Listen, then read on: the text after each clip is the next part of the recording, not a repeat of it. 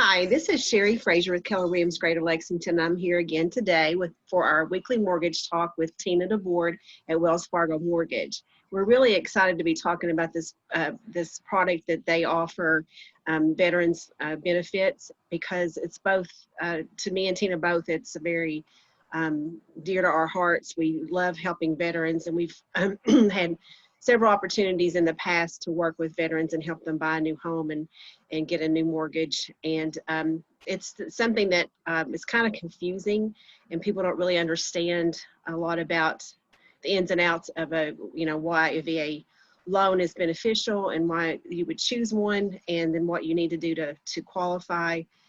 So we're going to try to clear up some of those questions today, and we would love it if you would subscribe to our YouTube channel and or just send us a message or reply, because we would like to know what's important to you when we talk on a weekly basis. We try to share things that offer good information to people that want to own a home, or even if you're just looking to refinance, there's options for you with Wells Fargo, and we want to kind of help you offer important details. So we can do that if you let us know. So just send us a message on here on Facebook. Go to YouTube and subscribe to our channel. We will be talking on a weekly basis about different things. And so I'm going to let Tina introduce herself to you, and then get into the subjects we wanted to talk about.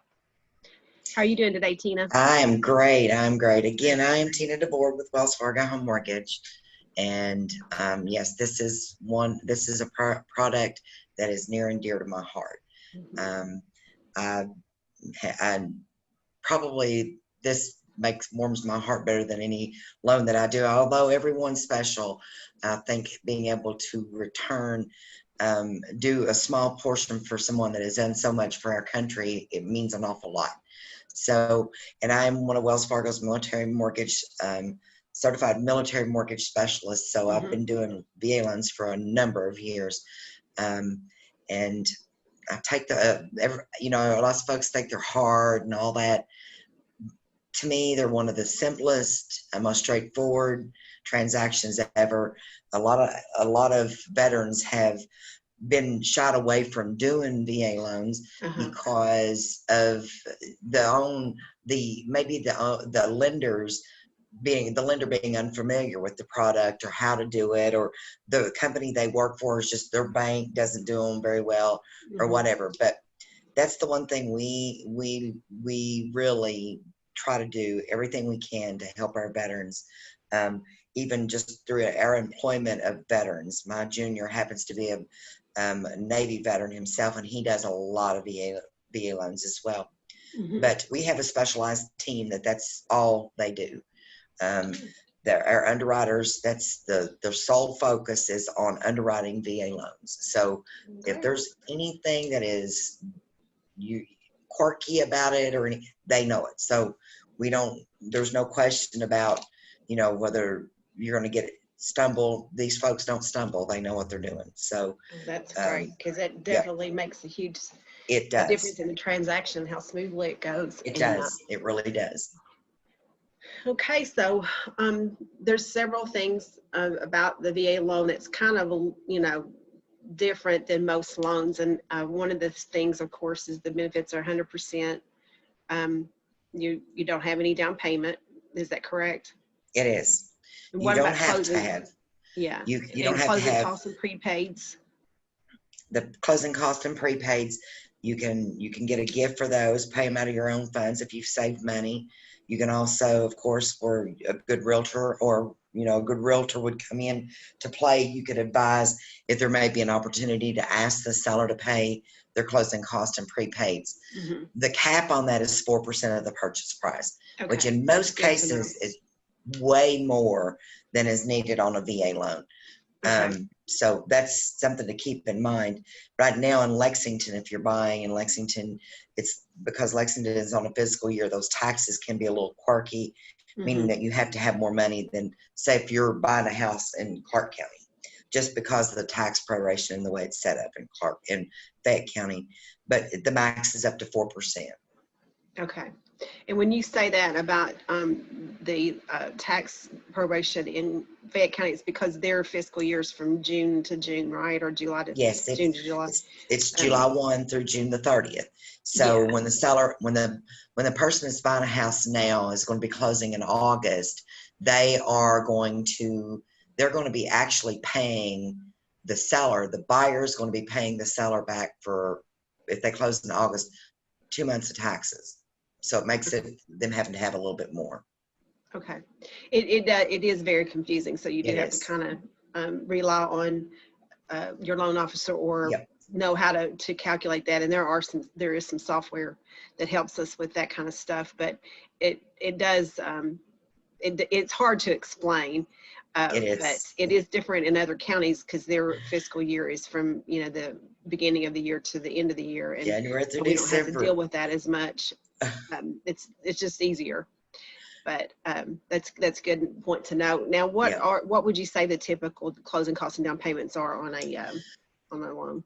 Well, with a VA loan, there is a certain requirement, a cap per se, that you can't charge. I mean, it's 1% of the sales price is it's 1%.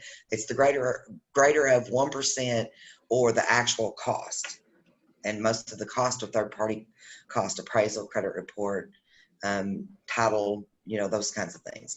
So with Wells, those aren't just prepaids; those are the closing costs. No, those are actual closing There's the costs. difference too. Yes, there is. So for Wells, we do not charge an origination fee. So on this $300,000 house, where you typically would have an origination charge of $1,098 if you were doing conventional, on this one, that $1,098 is not there.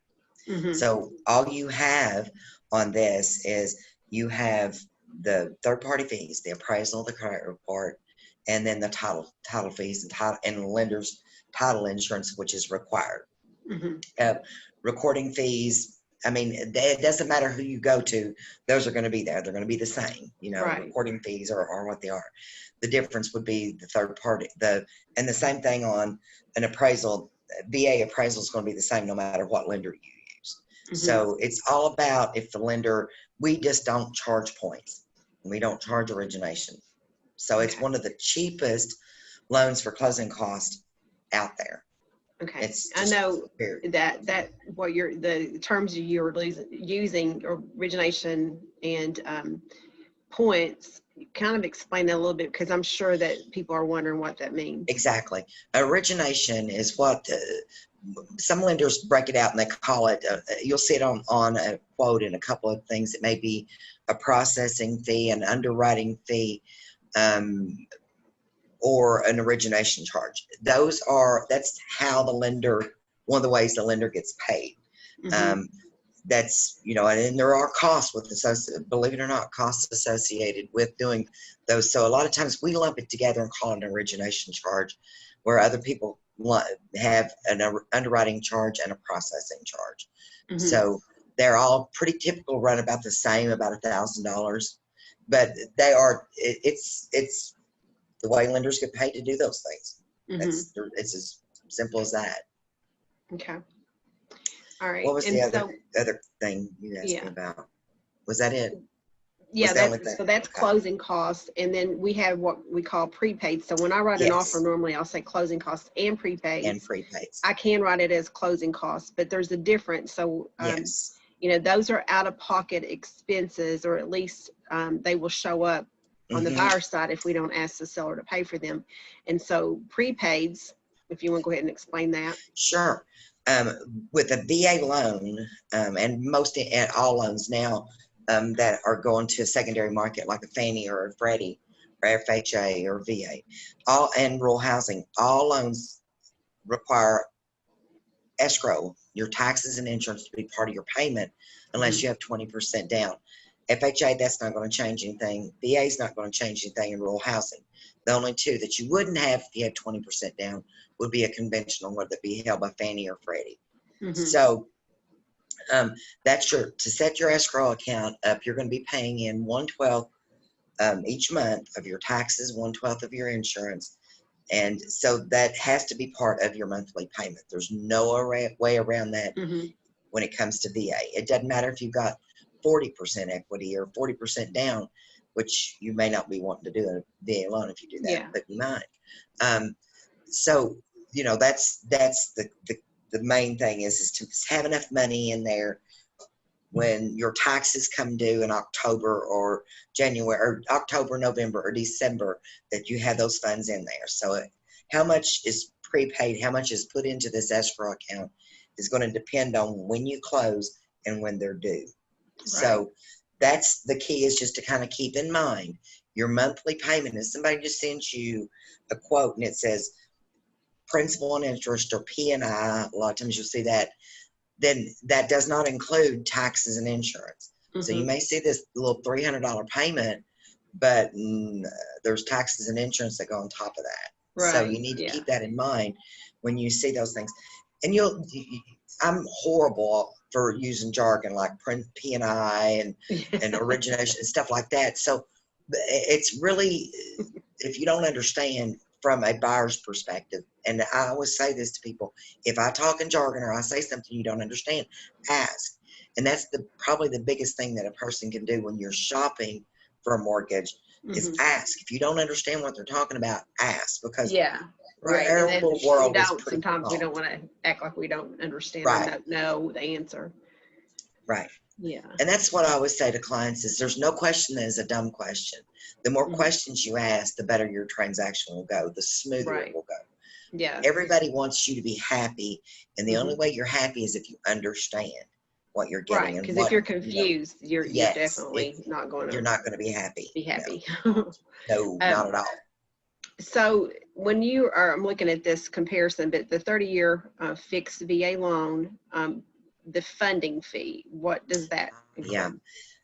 Now the funding fee, and I meant to bring that with me and I didn't bring it. The funding fee is going to vary depending on the type of service that the veteran has, whether they were a veteran of the Army, Navy, Marines, Coast Guard, I'm sure I'm missing somebody, but Air Force, and they were full-time, they if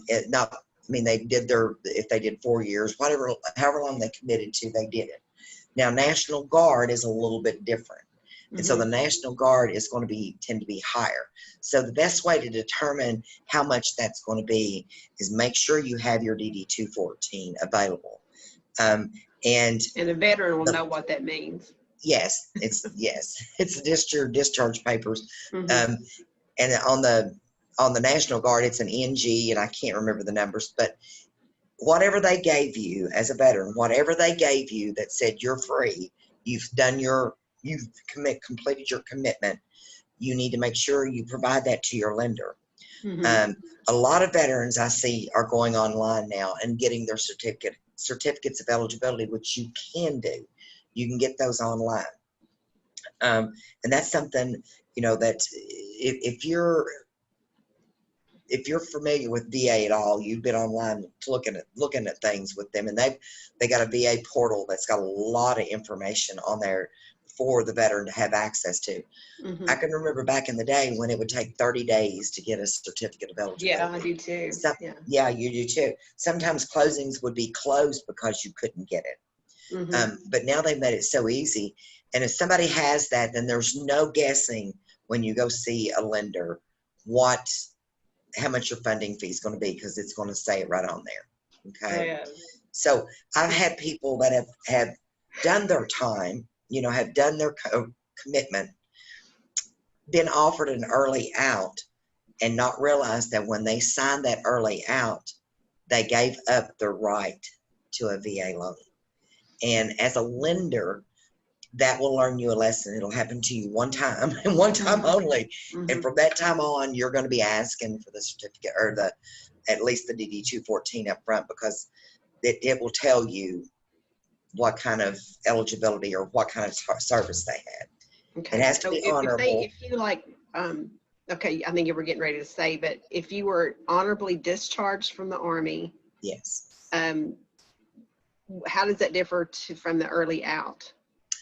Well, a lot of times you'll see an honorable discharge other or other than honorable discharge. Most of the time it says honorable discharge other, and you'll see that. And then it'll be that they have completed the time, but they accepted an early commitment or an early ask.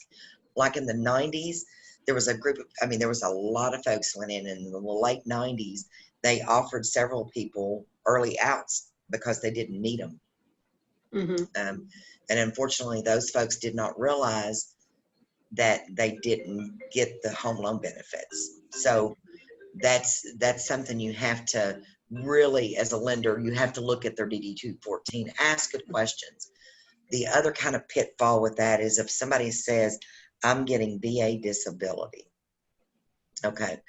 There's VA service-connected disability, and then there's VA disability that's not service-connected. So you've got to be really, really careful about that. If they're receiving VA disability from VA that normally would be paid through Social Security, but VA, when somebody's a veteran and they file for Social Security disability, what happens, Social Security flips it over to VA, and the funds come from the VA fund. Okay. It's not the same as service-connected disability. This person may have gotten their back hurt working or whatever, and VA is where their funds are coming from for non-service connected disability. You have to be really, really careful with that, because those loans have got to go to VA for approval ahead of time. There's no direct endorsement underwriter can underwrite around that or anything. Those have to go to VA for prior, what we call prior approval. So those are few and far between. I've seen 2 in my 21-year career. Okay. So if you are dishonorably discharged, then you're not really you can't qualify. Yeah, you wouldn't be eligible. If you have been in the military at any time, and you're not, I mean, like you're a veteran and you've been out of the service for a long time, you would still qualify because you're still a veteran. Yes, yes, absolutely. But if you're active military, you're not considered a veteran, so you're not going to qualify for this type of loan. You can. You can. Okay. Active duty can. All right. We still look at them as a veteran, but they can be active duty. And I mean, once you start, you go through boot camp, you're a veteran. Okay. So yeah, you know what I mean? Boot camp is tough, but active duty. In fact, I just closed one last month for a young man that is stationed in Virginia Beach, a Navy guy, and he's active duty. He's been in 3 years, and so he's buying his first home, and will probably make a career in the Navy. So awesome. So where did he buy his home? In Virginia Beach. Yeah. Well, that's great. Okay. So, and one of the things, the two that I've always found interesting is that there are certain things that with a VA loan, like one of the things, for instance, and you can kind of educate me a little bit on this, because I think that, if I'm not mistaken, not all states require this, but the VA loan, if you're having a termite inspection, the seller is required to pay for that. Yes, yes. And is that just a state thing, or it's federally regulated, and over the last couple of years, I've seen some change as far as if I do loans in other states, like Virginia Beach, whatnot. There apparently is not a requirement for termite inspection on a VA loan in the area that he purchased in. In Kentucky, we are one of those areas that we could have termites. I heard a friend of mine say one time, in Kentucky, if it doesn't have termites, it will have termites. Because Kentucky tends to be prone, and Florida is bad. But we're kind of on that edge, so it could go either way. But yeah, that's the one thing is in the Lexington Bluegrass Association of Realtors contract, it plainly states in there that the seller is responsible for the termite inspection on a VA. They haven't changed that in the last 6 months, have they? Not that I know of. I don't think so. I mean, the last one I looked at, which I breeze past that unless it's a VA loan. I do. That's, it's required. It's required on a VA loan. It's just better safe than sorry. And I think most realtors anyway would encourage an individual, unless the house is brand spanking new and, there's some bait system or whatever. Most realtors make it a good suggestion. And I think I'm very supportive of making that and the home inspection both a good idea, even though we don't always require them. Mm-hmm. So here's the one thing that I needed to clarify on the funding fee. I talked about how they vary from being a veteran, active duty, and being somebody that's been in the National Guard.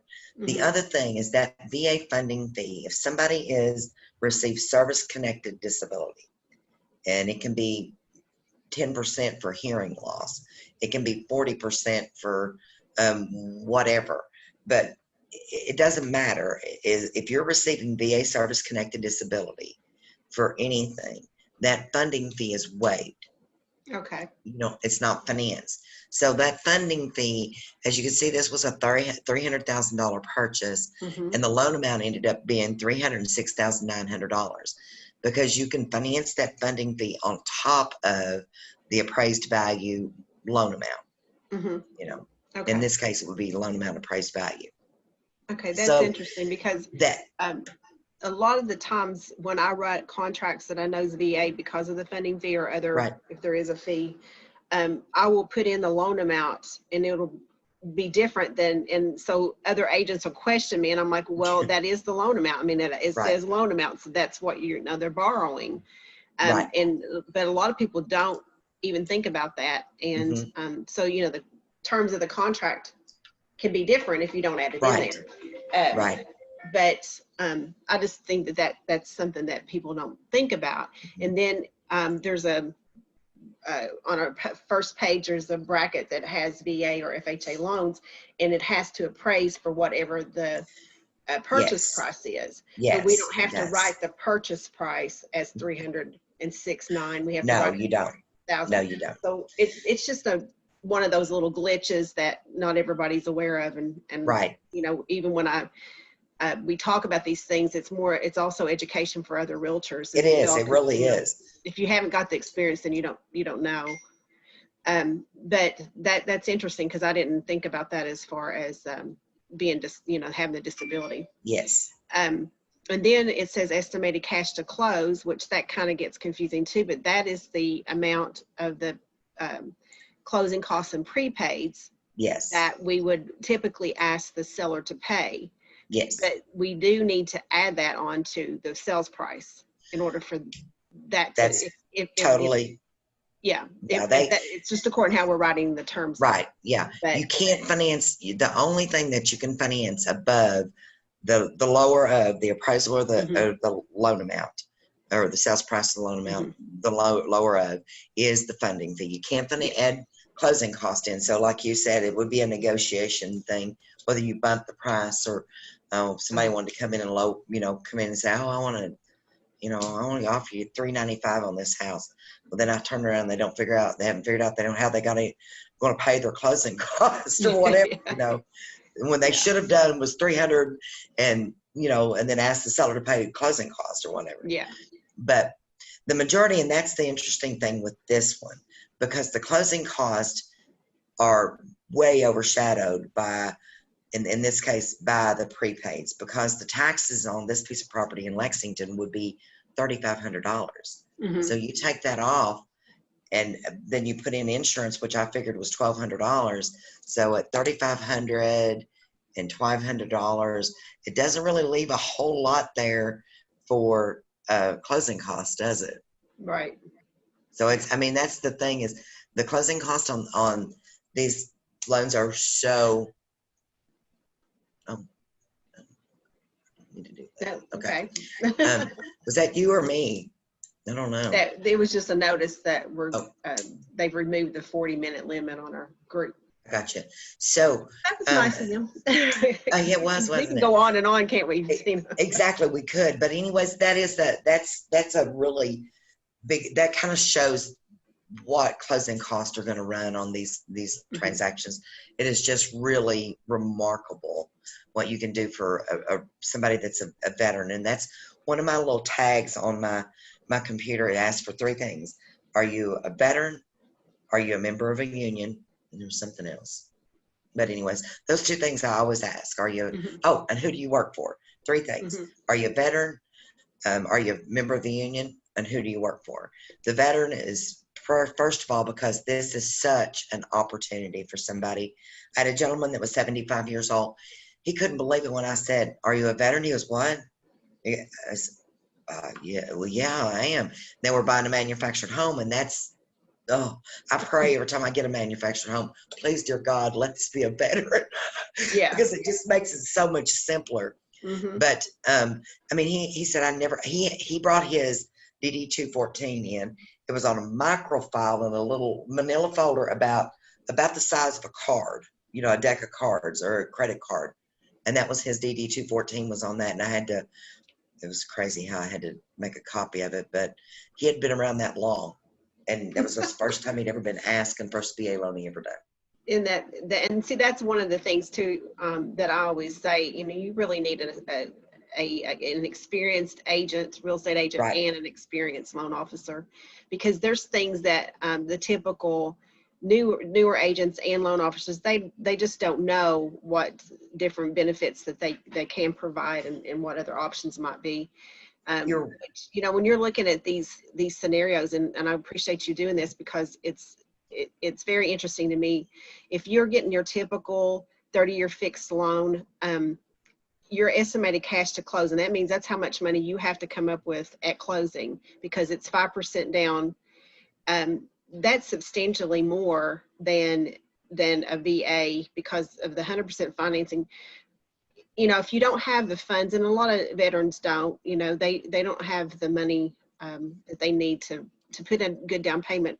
And then you're looking at the interest rate, how much cheaper the interest rate is on that. That's incredible.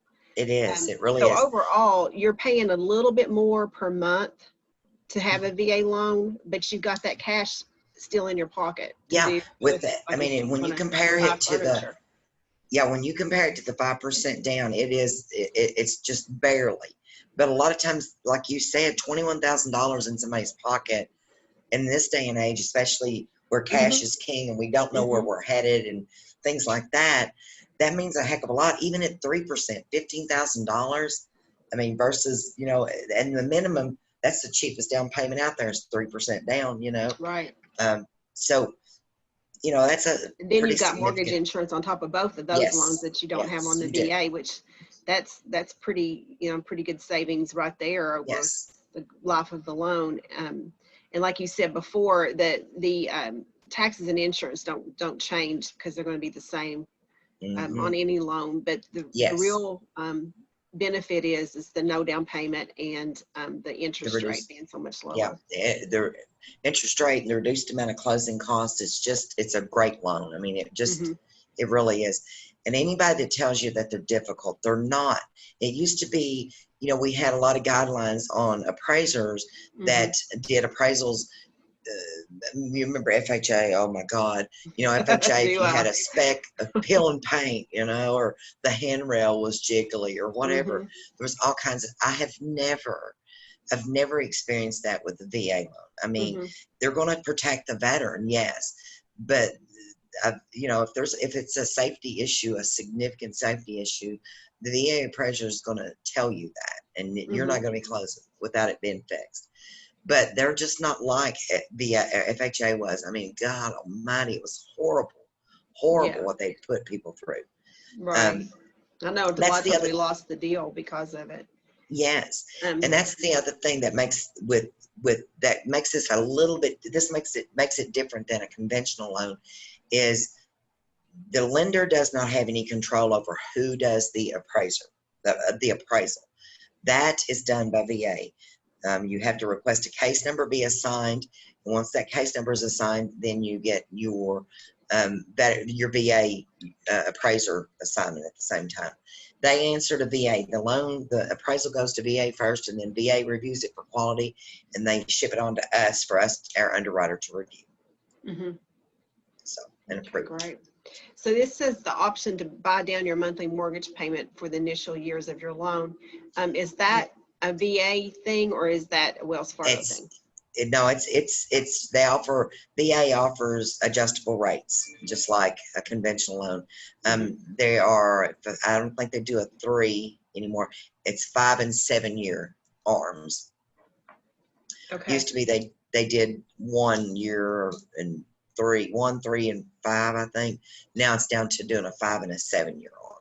So that's, a good time to use that is when the rates are competitive on an adjustable. But how many times is somebody as a career military person will they move? So what's the point in paying for that big warm fuzzy of that 30-year fixed rate that you're never going to see come to fruition? But where somebody could be really doing more money or more with the savings, the difference in the monthly payment, they may be able to save more. They may be able to apply more toward the principal, knowing that they're going to be moving duty stations in anywhere from 2 to 4 years. So that's one of the things with a VA loan is if I know somebody's career and maybe they're moving to Virginia Beach, or they're going from Virginia Beach to Florida, and then they are going to come back to Kentucky and may go, wherever. But is knowing how long they're going to be at that duty station is a key thing in what kind of a loan you put them in. I think you really need to talk to them and educate them about and ask how long you're going to be here, so those things are. And once veterans are kind of like union. Well, not kind of, they are an awful lot like. Veterans are very, very loyal. Very, very loyal. To you as well, as a realtor, they're going to rely upon you. And the same thing with the lender. They are going to be they can be very to the point with you and very straightforward, which is what I love, why I love working with them. But they're also very, very, very loyal. And it's an honor for me. Anytime I get to work with a veteran, it is. And I'm not just saying that, it is an honor for me. It really is. There's no way I would have the courage to do the things that they've done, and it's the least I can do. Yeah, and I'm also very thankful when I get opportunities. Yeah. So the flexibility to transfer your loan balance in terms to other qualified veterans and non-veteran homebuyers. Does that mean it's an assumable loan? It's an assumable loan. Yes. And all VA loans are assumable? Yes. Okay. I know that years and years ago we had an assumable loan, and then for some reason later on it was like there was no assumable loans, but it's not. The reality is there's just not that many that's available. There's not. But all VA loans are assumable, and assumable just means that if you have another qualified veteran, then they can assume that loan. Yes. But this also says other and non-veteran and non-veteran. Yeah. So that was interesting too. Yeah. I didn't realize and those that. assumptions are handled by our servicing department. It's not something that I can direct them where they need to go. But the key for a realtor when it comes to, somebody's getting another VA loan, or they're writing a contract, they're going to do a VA loan, is do they have a VA loan on this house? And do you have a situation where that rate's really, really competitive? Are you going to be able, should you explore the option of assisting them with an assumption, right? You're having, especially if there's maybe a situation where there's not a lot of equity and the veteran just wants it gone out of his name. He wants to move on to something different. But the assumptions are handled by our servicing department, because of course you're having to work with VA to transfer the guarantee, the funding fee from one to the other, and to make sure that the veteran, the new veteran is going to have the eligibility to do so. So that's a little complicated. Yes, it is. It's way more complicated than doing a refinance or a purchase. So that's the reason that's way beyond my pay grade. Yeah. So that's probably a whole nother subject that really doesn't apply to as much to that veteran, and as far as getting a loan, unless they're buying a house that already has a VA loan on it and they are a veteran. That might be to their advantage. I don't know. Right. So, you know, all of this is actually things that, you know, again, you just need somebody that's qualified, that understands how these loans work and how to put them on a contract to negotiate with the seller. And you're not going to get that from just any agent or any loan officer. No. And Tina and I both have been in the industry for several years, and we've been through a lot of different markets and done a lot of different transactions. So, you know, it is important that you do have that professionalism in your favor. And so Absolutely. I'm just going to let you know right now that you can reach both of us very easily. Right here is Tina's contact information. You can get her on her cell phone.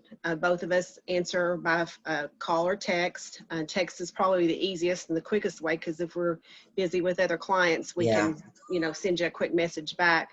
This is my cell phone. That's my own private number, and I've had it for years, just like Tina has. We also have our email addresses, but, you know, just give us a call, even if you just want some information and you already have an agent, already have a loan officer. We love, you know, being able to educate and help. And if you're a real estate agent or another, you know, loan officer, and you just got in the business, then, you know, always, you know, look to people that's got some experience it'll make you look better. It'll also prevent a lot of problems and issues. I'm going to say my phone number just for those that probably are driving in the car and what, because I do this a lot. I listen to a lot of Zoom webinars and things while I'm driving. But my number is 859-229-5945. And Tina, you go ahead and give them yours. It's 859-771-8707. Yeah. So just give us a call anytime. And again, this is a weekly call that we try to do, try to stay on task on Wednesdays, but it doesn't always work out that way. But I always upload them to YouTube and then again on Facebook, and you can, you know, listen to those. You can subscribe to the channel so you'll get your notification that the other videos are coming up. But next week, plan on, you know, just having a little chat with Tina about why you want to use a real estate agent in your transactions, and why loan officers really prefer and encourage you to, because there's lots of ins and outs that loan officers are not qualified to talk to you about. And also, there's just things that it's to your benefit to work with somebody that has experience. And also, your loan officer has lots of agents that they work with on a regular basis, and so they kind of know how to talk the lingo, and we can you know, talk back and forth and make sure that the transaction goes well for you and for your family. And so we are just really excited about what we do. Both of us love it and have obviously been in it for a long time, so they're stuck with us for a while. But just you know, please get in touch with us, and we look forward to talking some more tomorrow. I mean, next week. Have a great week, Tina. Thank you. All right. See you, Sherry. Have a great week. Bye-bye. Yeah, bye-bye.